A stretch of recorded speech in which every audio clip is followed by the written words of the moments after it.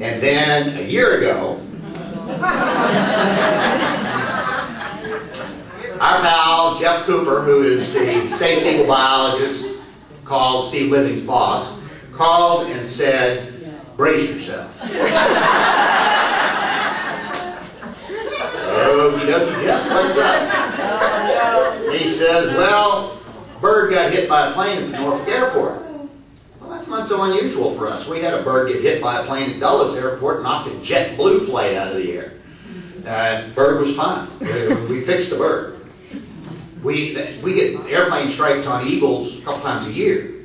So I thought that's what he was talking about. No. That bird, unfortunately, did not survive, and if we have time, we'll get back to her in a minute, but he says, we're not putting up with this stuff. We're sending you the eagle chicks.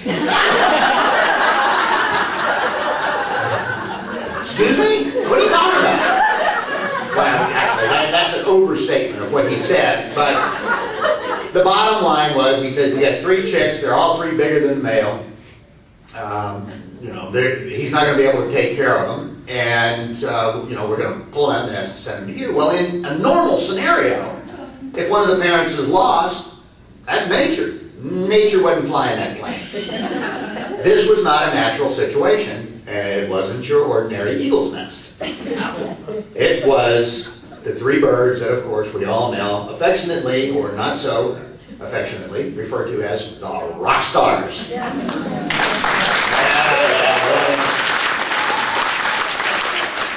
Well, this time we knew, well, we thought we knew, but we were in for it. Just when you think you've got all the answers, along come a whole long list of new questions.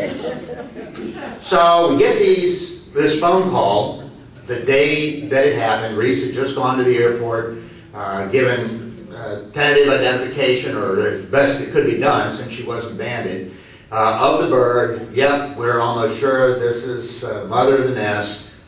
And so they said, well, we're going to keep it secret. We're going to go get the chicks out of the nest the next morning at 10 o'clock. Ha, ha, ha, ha, ha. Keeping secrets from you people is like, you know, putting screen doors in submarines. Not a good idea. So we agreed in the Wildlife Center that this time, number one, we knew it would do no good to try and fend you off. So we were going to embrace the interest, embrace the love, feel the love. Who knew the love was driving a bulldozer? So we decided, we had already at the Wildlife Center, unknowing of any of this phenomenon that was about to fall on us, we had already made some strategic decisions to redirect a lot of the Wildlife Center's energy. We had dissolved our environmental education department as it had existed for 27 years, 28 years. Pardon me. We had decided that going into schools to do assembly programs had gotten to be more trouble than it was worth because of No Child Left Behind, standardized testing, and the fact that school administrators don't want outsiders in the schools anymore. They now teach to the test, drive up test scores, because that's the way school funding is determined. So our numbers of students reached in a year had dropped from a high of 120,000 students a year down to about 30,000 in a year, with 3 full-time staff members working hard to get it out there. So we made the decision, we got to change that. And we dissolved that department, reconstituted and redirected our energies as what is now known as our outreach department. And we decided we were going to put more emphasis on the website. We were going to consider maybe someday putting in some webcams on our pages. Oh, boy, that was clairvoyance. We decided we would put more energy into adult education and building relationships with people via the internet. Boy, from the mouths of babes come wisdom. So when this phone call came, we at least already had a plan in place over what we were going to do over the next 9 months. We just hadn't planned on doing it in 48 hours. But during that 48-hour period, we got as ready to be ready as we could. We got started. And so before the eagles ever came, we had gotten in touch with Congo Wings and promised to go on and answer questions about what would go on, because we had already been getting phone calls. We knew things were in meltdown. The controversy had exploded about the decision to pull the chicks. And of course the emotions were running very high. We didn't make the decision, but we were certainly going to take care of the eagle chicks. They were 3 of 8 we had received. Now, to everybody else, they were the only 3 eagle chicks in the world. To us, they were 3 of 8. And yeah, we were going to take care of them, but we didn't take any better care of those chicks than we did the others. The others just happened to be a little easier because they had the benefit of anonymity, and we didn't get quite so much advice on how to take care of the others. But we got in touch with our technology guy, and he got to work. We had just met with the vendors trying to sell us webcams for the future. We called him back and said, hey, you know those webcams you showed us last week? Yeah? Well, we'd like to try one to see if it would work. Oh, great. Well, we'll come down sometime next week and bring it. No, we'd like to try it tomorrow. What's the urgency? You have no idea.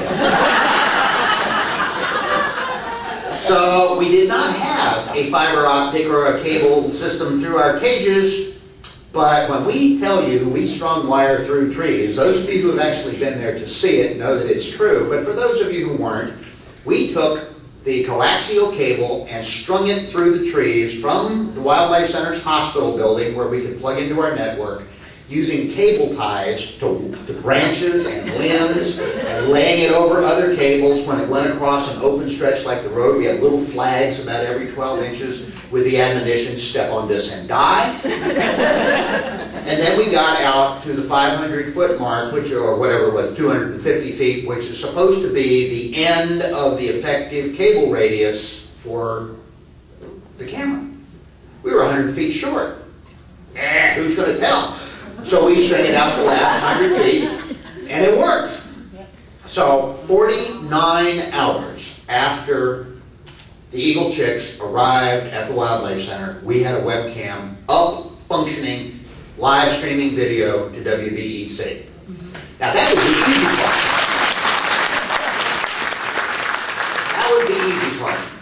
We also, the day that I went online for the chat, there were 16,000 people logged in, which was cool. I mean, actually, it was very good. The mods had done their wonderful job, as always. MVK and Congo Wings and Shoe Button and who am I forgetting?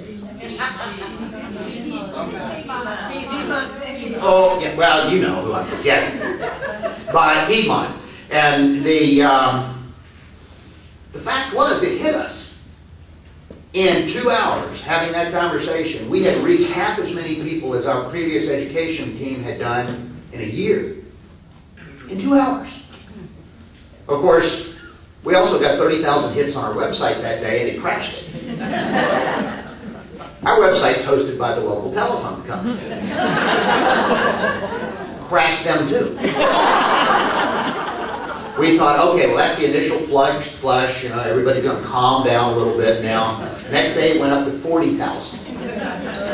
So by Friday afternoon, when our website is all clogged up, we're calling the phone company and saying, hey, our website's all clogged up, you know, can you help? We got some technician who must have been about 12 and a half, and he said, let me check. And he goes, oh man, you're right, I'll take care of it.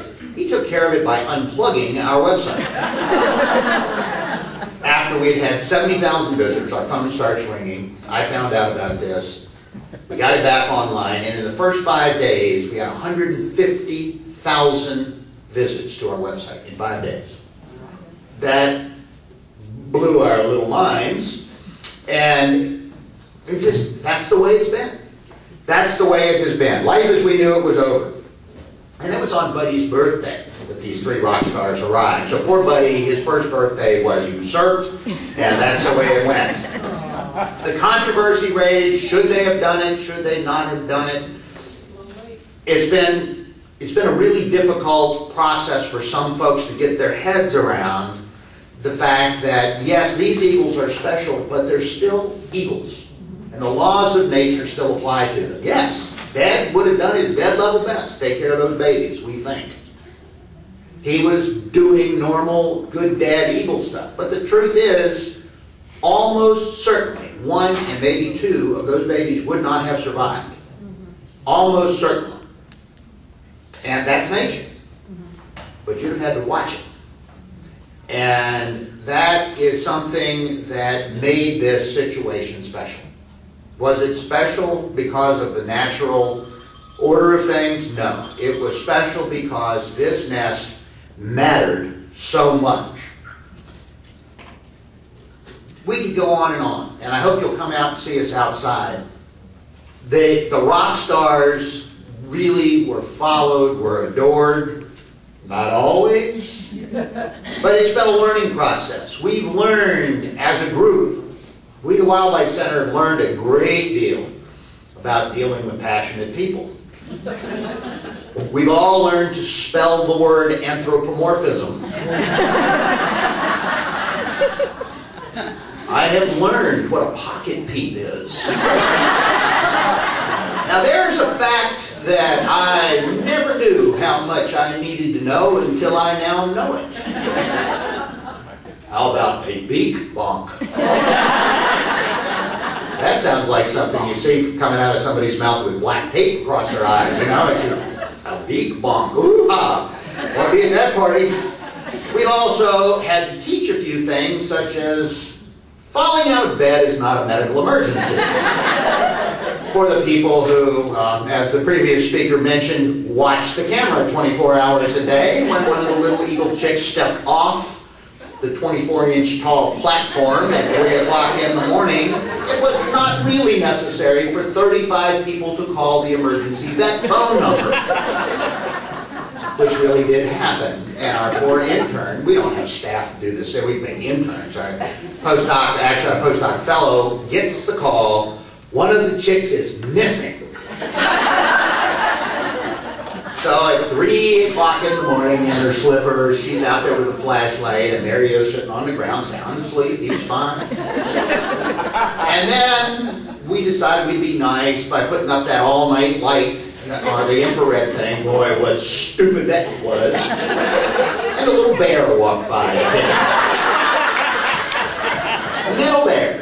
He probably weighed about 40 pounds, walked by the cage. Veterinary emergency number goes into meltdown. There's a bear trying to get the eagle chicks. Again, poor Dr. Miranda in her slippers and her flashlight, this time carrying a stick, is out there. All three eagle chicks sleeping soundly, no bear. I mean, the pictures were there because some of you do screen captures. And one of the other things we've learned is you people never forget anything. Anything, especially misstatements or misspellings. And so for all of you who are dying to know, let me tell you all at once, no, when we went kayak fishing, we did not catch a single stripper. Damn. Yeah, I know. We're going to go back. We're going to use a pearl necklace next time. You misspell a word, and people, anyway.